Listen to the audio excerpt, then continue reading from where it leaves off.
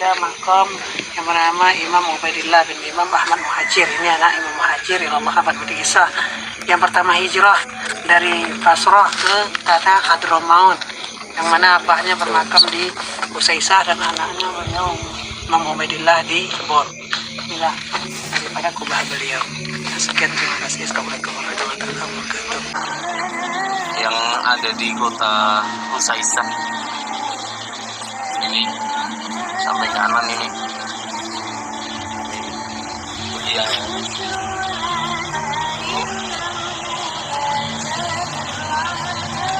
Di sini biasanya ada haul setiap tahun. Haulnya Sayyidina Ahmad bin Isa Al-Muhajir. Ini masjid beliau. Dan ini kita mau naik ke puncak. Karena makam beliau ini ada di atas. Ini untung mobilnya bagus. Kalau nggak bagus ini bahaya. Tanjakannya tinggi banget soalnya.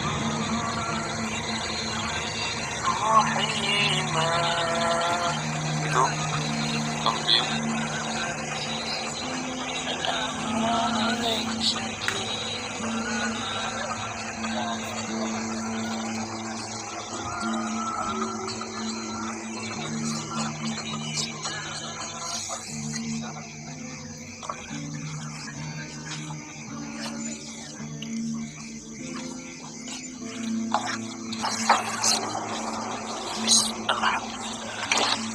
Akhirnya kita sampai di sini.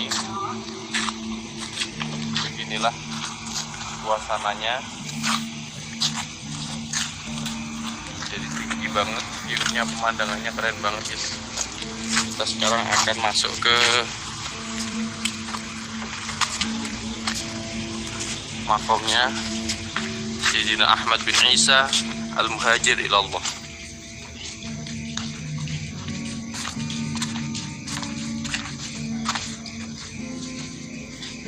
Assalamualaikum.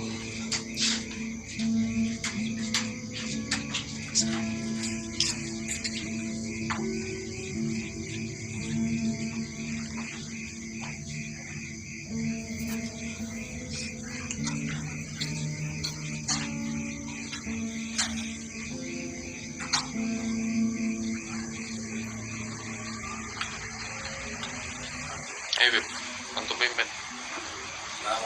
Ya salam ya rahman ya syakum ibadallah jinakum wasadnakum khalaqnakum tu'inuna tu'izuna bihimadikum wa tilwakum fa'ahmuna wa'afuna a'tayakum hadayakum fala khayyakum umarmina hasyakum hasyakum.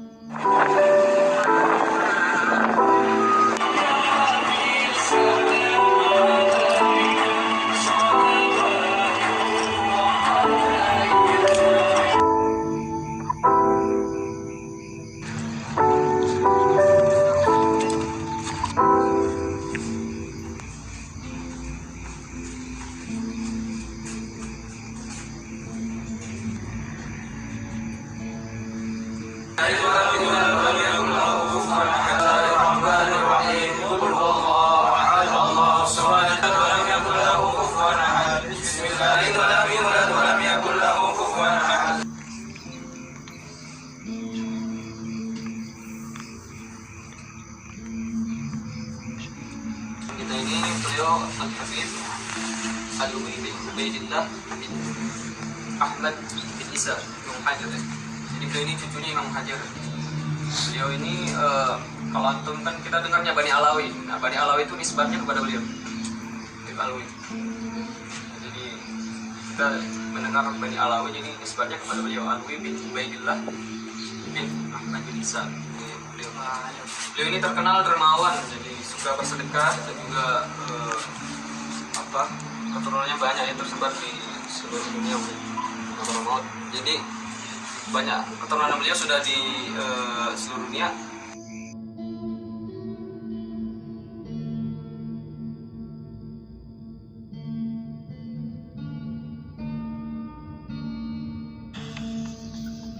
Abdullah bin Ahmad Al-Muhajir ini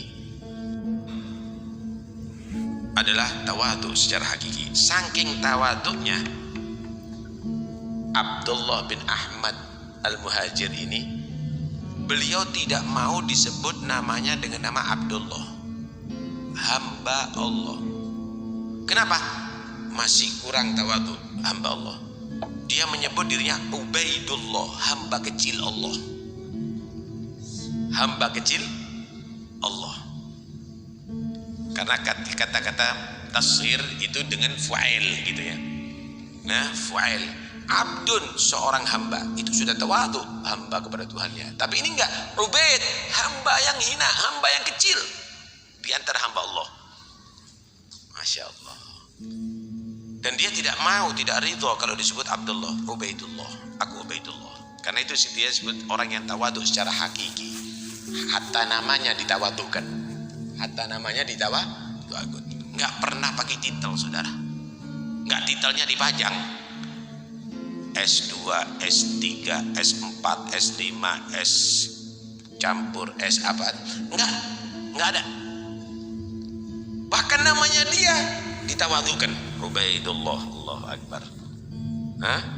Saking tawadhunya. Ini semuanya bukan karena apa? Ijlalan lillah wa ihgaran linnafas.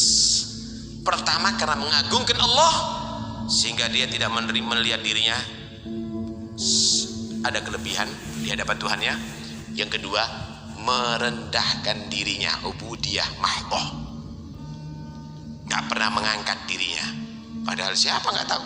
Ilmunya, amalnya, akhlaknya, nasabnya, semuanya. Syarafun nasab wa syaraful amal wa syaraful akhlak, semuanya. Turunan udah luar biasa, akhlak luar biasa, ilmu luar biasa, ibadah luar biasa, istiqamah luar biasa.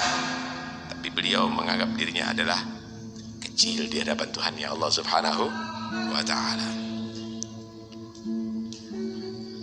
Nah, beliau akhirnya selain dipilih menjadi hamba pilihan Allah, anak-anaknya, turunannya, saudara, menjadi orang-orang pilihan Allah. Habaib yang gede-gede itu, gutub-gutub itu turunan beliau.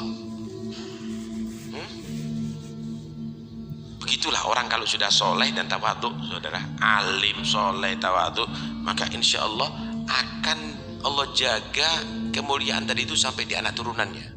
Ubaidullah bin Ahmad atau Ubaidillah bin Ahmad. Nah, ini salah satu di antara anak Sayyidina Ahmad Muhajir. Wal Imam Ubaidillah bin Ahmad bin Isa bin Muhammad ila akhirin nasab al-ma'ruf. Ila akhirin nasab al-ma'ruf. Ya. Kana imaman. Beliau adalah seorang pemimpin, jawadan, pemurah. Bagaimana hadis apa? Nabi menyatakan, ala likulli jawad apa? Ala likulli jawad fil jannah. Ala likulli jawad fil jannah. Wa ana bihi dhamin. Begitu Nabi katakan, setiap orang yang pemurah pasti dia berada di surga, aku yang jamin. Penelusuran yang menjadi ikhtilaf yaitu Imam Ubaidillah bin Ahmad Al-Muhajir telah kami sampaikan, kami terangkan secara arkeologi dan filologi di video yang terdepan tadi. Nah, di sini bahasanya ditegaskan lagi bahasanya keturunan Nabi Muhammad SAW akan jadi bangsa-bangsa yang besar itu termaktub dalam kitab Tanah. Tanah ada 3, yaitu di dalamnya ada Torah, Ketuvim, Nefihim. Bahasanya keturunan Nabi Ismail tersebut akan jadi bangsa-bangsa yang besar. Nah, disitulah diantaranya keturunannya adalah Nabi Muhammad SAW beserta keturunannya. yaitu para habaib atau ahlu bait, yang dimana disebutkan di dalam Torah Sefer Bereshit bahasanya pasal 21 ayat yang ke 17 sampai ke 18. Allah mendengar suara anak itu, lalu malaikat Allah berseru dari langit kepada Hagar. Hagar itu adalah Siti Hajar. Katanya kepadanya, apakah yang kau susahkan, Hagar? Jadi malaikat itu bertanya pada Hagar, apa yang kau susahkan, Hagar? Janganlah takut, kata malaikat seperti itu. Sebab Allah telah mendengar suara anak itu dari tempat ia terbaring. Ini ketika menggedukkan kaki dan akhirnya muncratlah, mengalirlah air zam-zam tersebut. Terus bangunlah, angkatlah anak itu dan bimbinglah dia. Ini maksudnya Ismail tersebut. Sebab aku akan membuat dia menjadi bangsa yang besar. Nah itu, aku akan membuat dia menjadi bangsa yang besar. Kayaknya Bani Israel itu sebenarnya tahu, mereka mengetahui Nabi Muhammad SAW itu ibarat seperti anaknya sendiri, karena tercantum dalam kitabnya mereka, itu Torah.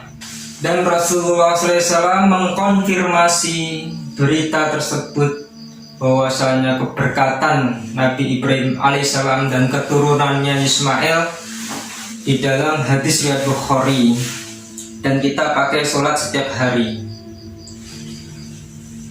Bihi qala hadatsana Abdullah bin Maslamah an Malik an Abdillah bin Abi Bakar an abihi an Amr bin Sulaim Az-Zuraki qala akhbarani Abu Humaid As-Sa'idi annahum qalu ya Rasulullah kaifa nusalli 'alaika qala qulu Allahumma sholli ala Muhammad wa azwajihi wa dzurriyyatihi kama shallaita ala ali Ibrahim wa barik ala Muhammad wa azwajihi wa dzurriyyatihi kama barakta ala ali Ibrahim innaka Hamidum Majid.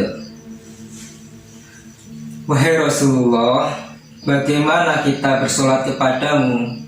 Beliau bersabda, lafaz teks seperti tadi yang artinya bahwasanya ya Allah berilah salat kepada Muhammad, istri-istrinya dan anak keturunannya, sebagaimana engkau telah memberi sholawat kepada keluarga Ibrahim, dan berilah barokah kepada Muhammad, istri-istrinya dan anak keturunannya, sebagaimana engkau telah memberi barokah kepada keluarga Ibrahim. Sesungguhnya engkau maha terpuji, maha mulia. Nah seperti itu bahasanya yang diterangkan oleh Rasulullah SAW. Jawaban terhadap masalah tidak adanya nama Ubaidillah bin Ahmad Al-Muhajir di kitab Asy-Syajarah Al-Mubarakah. Dengan ini kami dari Maktab Daimi Robita Alawiyah memberitahukan bahwa kitab Asy-Syajarah Al-Mubarakah yang dikarang oleh Imam Fakhrur Razi yang wafat pada tahun 606 Hijriah adalah bukan satu-satunya kitab nasab yang menjadi sandaran pada ahli nasab. Masih ada kitab-kitab lain yang ditulis pada abad yang lebih awal, seperti kitab Bahrul Ansab yang dikarang oleh As-Sayyid Muhammad bin Ahmad Amimuddin Al-Husain Al-Najafi yang wafat pada tahun 433 Hijriah. Jangka waktunya itu kurang lebih 170 tahunan. Artinya apa? 1,5 abad lebih daripada kitab Bahrul Ansab ke kitabnya Asy-Syajarah Al-Mubarakah tersebut.